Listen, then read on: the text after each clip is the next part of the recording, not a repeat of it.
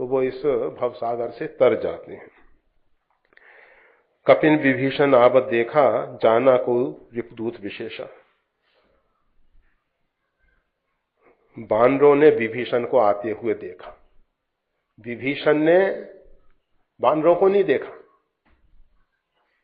जबकि बानरों की संख्या बहुत है, पूरा समूह, फिर भी विभीषण की दृष्टि में बानर नहीं आते।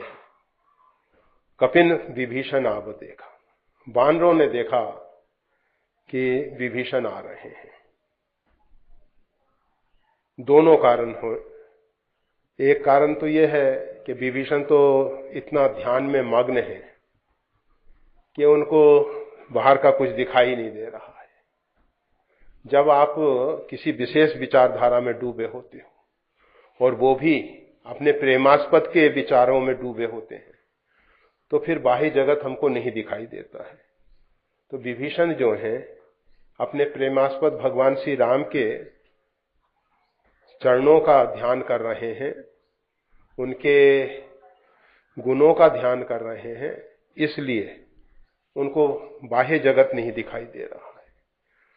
दूसरा, ऐसा कहा जा सकता है कि बंदरों की दृष्टि जरा तेज होती है और बंदरों ने देखा, दूर से देखा कि विभीषण आ रहे हैं।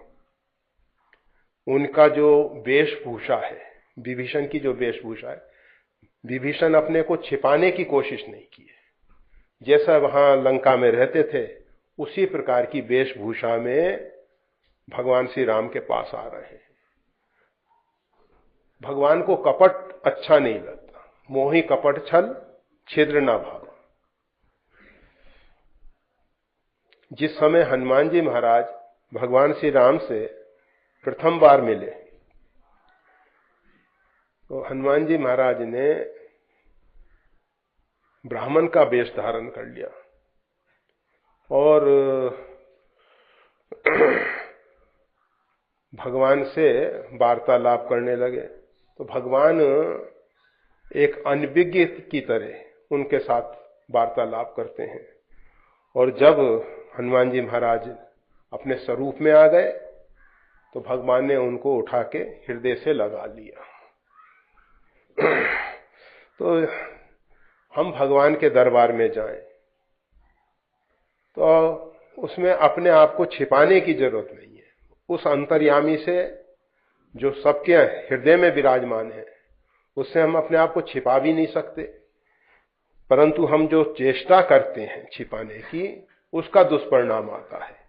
हम छिप तो नहीं पाते हैं, परंतु परमात्मा को ये अच्छा नहीं लगता कि हम कपट पूर्वक, छल पूर्वक भगवान के पास जाएं। भगवान की शरणागति स्वीकार करनी है तो कपट और छल का त्याग करना होगा। हम जैसे हैं, हम खोटे हैं, खरे हैं, जैसे भी हैं, हम गलत हैं, अच्छे हैं, जो भी हैं, भगवान ये नहीं कहते कि अत्यंत दुराचारी मेरी शरण में नहीं आ सकता। अत्यंत दुराचारी हैं तो भी भगवान उसको आश्रय देते हैं। तो भगवान की शरण में जाने में कोई छिपाव नहीं। तो विभीषण अपने वही वेशभूषा में आ रहे थे तो बंदरों ने विचार किया ये कोई विशेष रावण का दूत है। रावण का दूत क्योंकि लंका की तरफ से आ रहे हैं, इसलिए, और विशिष्ट व्यक्ति के रूप में दिखाई दे रहे हैं। विभीषण विशेष भीषण काय वाले हैं। उनकी काया जो है, शरीर जो है, बहुत भीषण है, इसीलिए विभीषण उनका नाम है। तो विशाल शरीर है। तो इन्होंने सोचा कोई विशेष दूत आ रहा है। दूत, बानरों ने कहा रुक जाइए, आगे बढ़ना संभव नहीं है। सुरक्षा की व्यवस्था बहुत कड़ी है। सुग्रीव की तरफ से सुरक्षा की व्यवस्था बहुत है, क्योंकि सुग्रीव जानते हैं कि वो सेनापति हैं और अगर किसी भी प्रकार से सेना को नुकसान होगा तो उसका दायित्व उनके ऊपर है। इसलिए सुग्रीव ने चारों तरफ बहुत कठोर पहरा लगा रखा है कि कोई भी अपरिचित व्यक्ति सीधे आगे ना बढ़ सके, प्रवेश ना कर सके। तो ताही राख, बानरों ने उनको कहा आप यहीं रुकिए। उनको रोक दिया गया विभीषण जी को, और कपीस पही आए। और ये जो बानर हैं सुग्रीव के पास गए, सीधे भगवान श्री राम के पास नहीं गए। वहां की एक व्यवस्था है, बानर पहले सुग्रीव के पास जाते हैं, सुग्रीव फिर वो समाचार भगवान श्री राम को देते हैं। सीधे सीधे कोई भगवान श्री राम से नहीं मिल सकता है। छावनी पड़ी है, वह सेना की छावनी है, उसमें अगर व्यवस्था नहीं की जाएगी तो कोई भी दुर्घटना घटित हो सकती है, संभावना है। तो सुग्रीव एक अच्छे शासक हैं और अपने ढंग से व्यवस्था कर रखे हैं। तो बानरों ने आके सुग्रीव जी को सब समाचार सुनाए कि किस किस प्रकार से लंका की तरफ से 5 व्यक्ति आए हैं, और उसमें एक विशिष्ट दिखाई दे रहा है, 4 उसके सहयोगी दिखाई दे रहे हैं। बानरों ने उनका परिचय पूछ लिया था और विभीषण ने स्पष्ट बता दिया था कि मैं रावण का छोटा भाई भगवान की शरण में आया।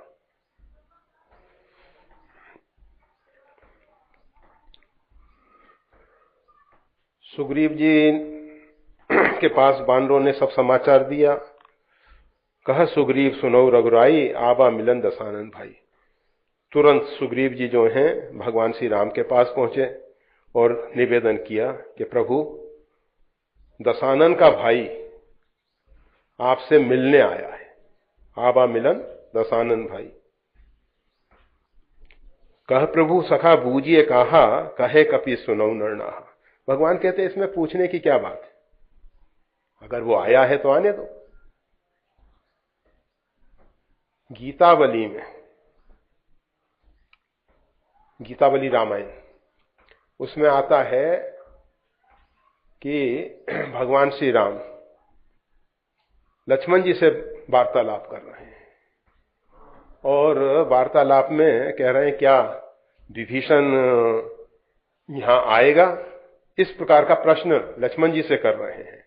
और उसी समय सुग्रीव ये समाचार दे देते हैं। तो लक्ष्मण जी कहते हैं कि आप जिसका स्मरण कर रहे थे वो आपके सामने आ चुका है।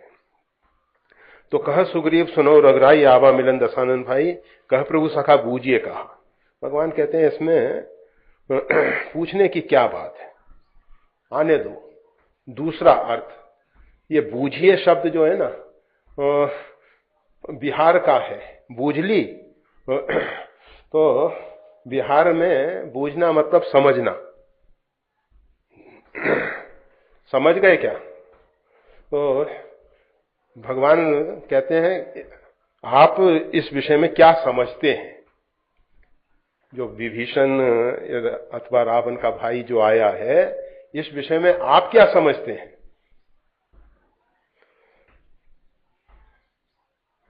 तो सुग्रीव कहते हैं कहे कपि सोनो नरनाहा। हे राजेश्वर, नरनाहा मतलब मनुष्यों के राजा। भगवान श्री राम से कहते हैं कि हे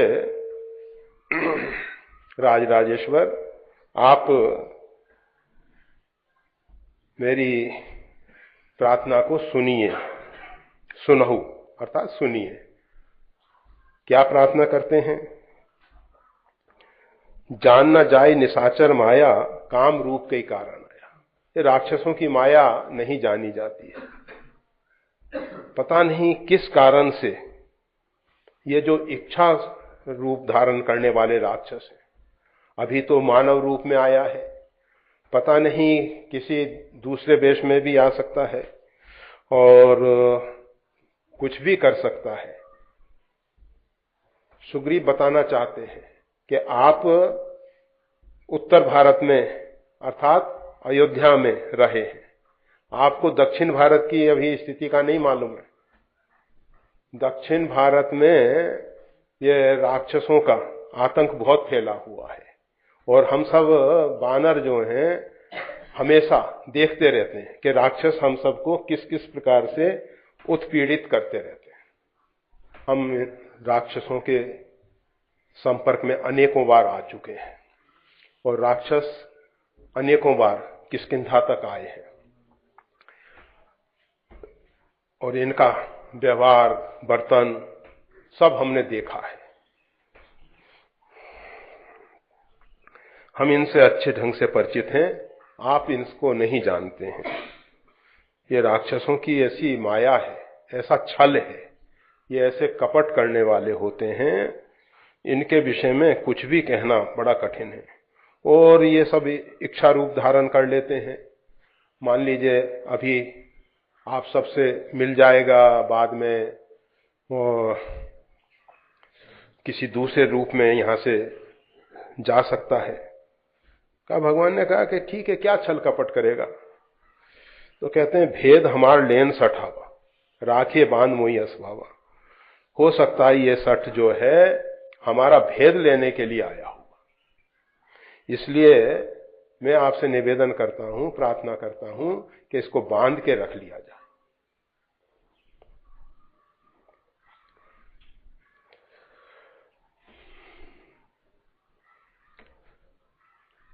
भगवान ने